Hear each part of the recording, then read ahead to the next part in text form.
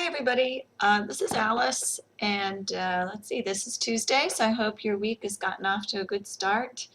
I want to share a few minutes with you here and try and go over a few questions or thoughts that I have for this week number 3 and see if we can't get a few things clarified.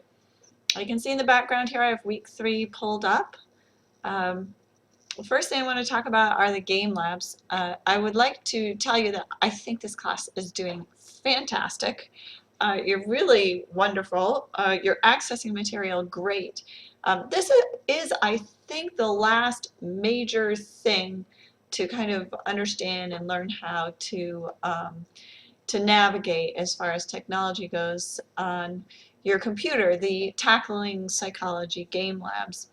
So if you scroll down a bit here within week 3's materials, you see here's Tackling Psychology 101 Game Lab. This is a link to it. And then I've kind of created a like a sub-module here that has some extra help for people. Here are instructions for the game lab. This is a little video that Jessica Mahoney, our lead instructor in psychology at the Westminster campus, has kind of built for students to view in order to get themselves into the game labs. And then this little widget here is the same as the one up above. So I want to warn you first off about kind of a snag that I've seen in the game labs, and that is that they say for your username, I think at one point Jessica in her video may say to use your S number, and that's incorrect information. You actually use the first part of your D2L email before it says, like, it's the first part before it has the little @ sign. So try that plus your password. If you have any trouble with it, send me an email really quickly and I will get back to you about what your username is, because I can see it once you have input a password. So I can help you get through that. It's no worries. If you like to talk on the telephone to get through things, leave me your phone number and I'll give you a quick call and we'll get it all set up for you. So I think this class is doing great. I have 5 people who have completed the game lab, the research game lab for this week, and I noticed here's the agenda for this week.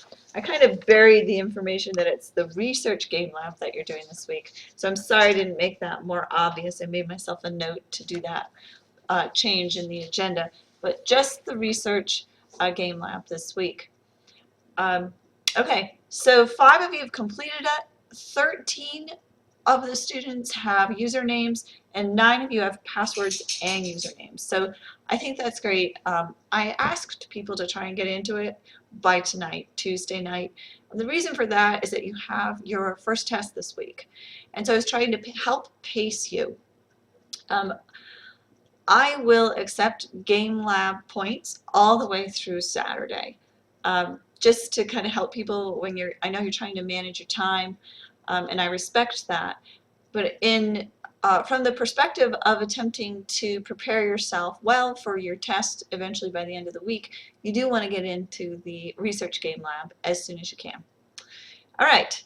So that's all I wanted to say about the game labs. It's kind of a lot, but let me know if you have any questions. Next, I'm going to move on to this favorite practice materials. I usually don't participate much in this particular discussion with students. I read everything. If you have specific questions, I respond to those.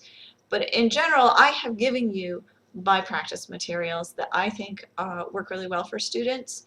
And this is your chance to say what you like or what you find tricky or what's helpful to you. In Launchpad with the game labs, someone mentioned, I think, was it James mentioned the agenda, which I really appreciated. I'm glad that this is helpful to you. So people are mentioning from a student perspective what they find to be most helpful. So as I said, I usually let students rock this discussion without me really getting in there much. This is kind of a neat video here for helping your studying. I will get into briefly this research paper discussion. This is another opportunity to earn 10 points, so you're doing great here. A title page is what the topic is. Make sure you go to these links, especially this one, and I'm going to click on it really quickly here.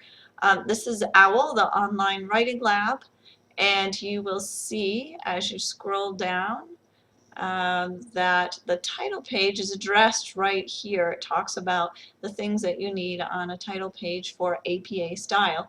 One thing that I don't require and is totally optional is this running head. If you put a running head on your paper, that is fine. If you decide not to, that's fine as well. Pay attention to all of the directions here in this little pink area. There's an Easter egg embedded in here, and I do want you to give feedback to other students, so make sure that you do that. Let's see. The last item that I have listed this week is test number 1. Test number 1 covers chapter 1. Subsequent tests throughout the semester will actually have 2 chapters in each test, but we start out with a 1 chapter test, and that kind of gives people an idea of how things are going to work, what the test questions are like. And I want you to know that there are 66 multiple choice questions. When you click on this link from here, you'll be brought straight to the test. And once you start in on the test, you have 80 minutes, 80 minutes. So make sure you kind of get yourself all set up and you have time. You have your notes, everything that you think you might need to access, and you do the very best on that test.